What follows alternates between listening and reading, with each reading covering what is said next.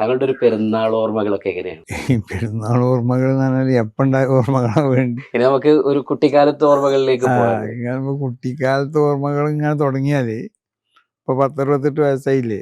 അപ്പൊ ഒരു 68 കൊല്ലത്തെ പെരുന്നാളിന്റെ അനുഭവങ്ങളും അതിന്റെ ഓർമ്മകളൊക്കെ പറയേണ്ടി വരും. ഏതായാലും ചെറുപ്പത്തിലുണ്ടായ ചെറുപ്പകാലങ്ങളിൽ ഉണ്ടായ പെരുന്നാളിന്റെ അനുഭവങ്ങളും അതിന്റെ അവസ്ഥകളും അതിന്റെ ശേഷം ഉണ്ടായതും തമ്മിലൊക്കെ ഇന്നിപ്പോ നടന്നുകൊണ്ടിരിക്കുന്ന ഈ കാലഘട്ടത്തിൽ ഉണ്ടായതും തമ്മിൽ വലിയ വ്യത്യാസങ്ങളുണ്ട്. അന്ന് പ്രധാനമായിട്ടും ഈ പെരുന്നാൾ എന്നുള്ളത് ഒരു മനുഷ്യ സ്നേഹം ഇവിടെ ഊട്ടിയുറപ്പിക്കാനും, പ്രത്യേകിച്ച് കുടുംബങ്ങളും ബന്ധുക്കളും തമ്മിലുള്ള സ്നേഹവും അവർ തമ്മിലുള്ള ഈ ഐക്യവും ഒക്കെ ഉണ്ടാക്കി തീർക്കാനും ഉപകരിക്കണ നിലക്കുള്ള പെരുന്നാൾ അനുഭവങ്ങളായിരുന്നു ഏറ്റവും എൻ്റെ കുട്ടിപ്രായത്തിലൊക്കെ ഉണ്ടായിരുന്നത്. കാരണം അന്ന് അയൽവാസികളെയും കുടുംബക്കാരെയും മറ്റുള്ള എല്ലാവരുടെ വീട്ടിലും പോയി അവിടെ നിന്നൊക്കെ ചെറിയ ഭക്ഷണങ്ങളോ അല്ലെങ്കിൽ അധിക ഭക്ഷണങ്ങളൊക്കെ കഴിച്ച് ആ സൗഹാർദ്ദവും സ്നേഹവും കുടുംബ ബന്ധം അല്ലെങ്കിൽ മനുഷ്യബന്ധമൊക്കെ ഒന്നും കൂടി ഊട്ടി ഉറപ്പിച്ച്, പ്രത്യേകിച്ച് മുസ്ലിം സുഹൃത്തുക്കൾ നമ്മളുമായി ബന്ധപ്പെട്ട് നിൽക്കുന്നവർ അവർ പെരുന്നാൾക്ക് നമ്മൾ അവരെ ഓണത്തിനും വിഷുവിനൊക്കെ നമ്മൾ അങ്ങോട്ട് കാഴ്ചകൾ നൽകണത് പോലെ നമുക്ക് കാഴ്ചകളായിട്ട് പഴങ്ങളോ മറ്റൊക്കെ അവർ കൊടുന്നേരും. ആ നിലക്ക് ഒരു പിന്നെ ഉള്ള ഞാൻ ആദ്യം സൂചിപ്പിച്ചല്ലോ, ഈ ബന്ധങ്ങൾ ഊട്ടിയുറപ്പിക്കുക എന്നുള്ള ഏറ്റവും പ്രധാനപ്പെട്ട ആ ലക്ഷ്യം അന്ന് പൂർണ്ണമായിട്ടുണ്ടായിരുന്നു. അതോടൊപ്പം പെരുന്നാൾ ദിവസം എന്നുള്ളത് വളരെ പുണ്യമായ ദിവസമാണ്. ആ ദിവസത്തിന് എനിക്ക് ഒരുപാട് പ്രത്യേകതകളുണ്ട്. ആ ദിവസം ഇബാദത്തുകളെ കൊണ്ട് ധന്യമാക്കണം.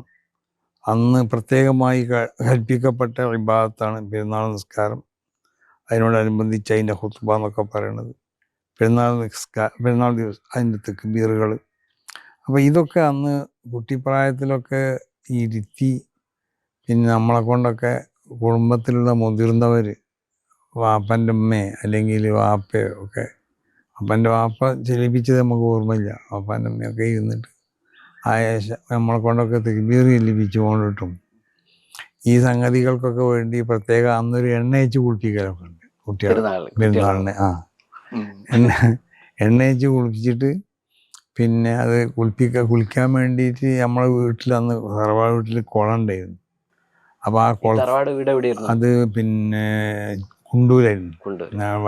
അത് കൊടിഞ്ഞിന്ന് വല്യപ്പ മാറി താമസിച്ചത് ചെറുമുക്കിലേക്കായിരുന്നു. ആ ചെറുമുക്കിൻ്റെയും കുണ്ടൂരിൻ്റെയും ഇടയിലുള്ള ഒരു വലിയ വയലൊക്കെ ഉള്ള സ്ഥലമുണ്ട്. അതിൻ്റെ സമീപത്തായിട്ടിരുന്നു അന്ന് നമ്മളെ തറവാടുണ്ടായിരുന്നത്.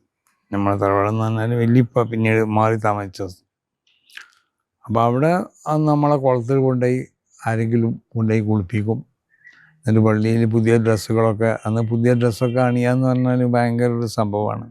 കാരണം ഡ്രസ്സ് കിട്ടില്ലല്ലോ, ആകെ 1-2 ഡ്രസ്സുകളേ ഉണ്ടാവുള്ളൂ. ഇന്നത്തെ പോലെ 10-15 ഡ്രസ്സുകളൊക്കെ നമ്മൾ എടുത്തി. അപ്പം അന്ന് അതൊക്കെ ധരിച്ച് പള്ളിയിൽ കൊണ്ടുപോയി, പിന്നെ കുടുംബത്തിൽപ്പെട്ട വലിയ പ്രായമുള്ളവരും അല്ലാത്തവരൊക്കെ ചടക്കത്തിന് മിഠായിക്ക് എന്നൊക്കെ പറഞ്ഞ് അതൊന്നും നടക്കുന്നുണ്ട്. പിന്നെ അന്ന് വേറെ സമ്പ്രദായം ഉണ്ടായിരുന്നു, നമ്മളൊന്നും പോണില്ലെങ്കിലും കുട്ടികളൊക്കെ പെരുന്നാൾ പൈസ എന്ന് പറഞ്ഞിട്ട് വരും. ഇപ്പം ഇവിടെ കുറച്ച് മുമ്പ് സക്കാത്ത് പൈസ എന്നിട്ട് കുറേ കുട്ടികളുണ്ട്. ഞാൻ പറഞ്ഞു, നിങ്ങളൊക്കെ ആരെ മക്കളാന്ന് ചോദിച്ചു. കഴിവുള്ളവരെ മക്കളാണെങ്കിൽ നിങ്ങൾക്കൊന്നും തരാൻ പറ്റില്ല, നിങ്ങളേതായാലും മിഠായി വാങ്ങാനും പിന്നെ ചടക്ക വാങ്ങാനൊക്കെ വാടകയ്ക്ക് കൊണ്ടുപോയി അങ്ങനെ കൊടുത്തു. അപ്പോൾ ആ നിലയ്ക്ക് നമ്മളൊന്നും പോയില്ലെങ്കിലും നമ്മളെ സുഹൃത്തുക്കളൊക്കെ അന്ന് ഇങ്ങനെ എല്ലാ വീടുകളിലും വന്ന് പെരുന്നാൾ പൈസ എന്ന് പറഞ്ഞ് വാങ്ങും.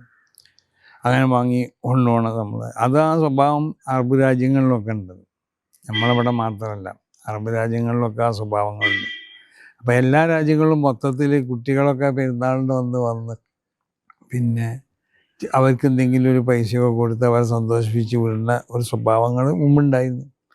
അതൊക്കെ അന്നത്തെ പെരുന്നാളിൻ്റെ ഒരു പ്രത്യേകതയായിരുന്നു.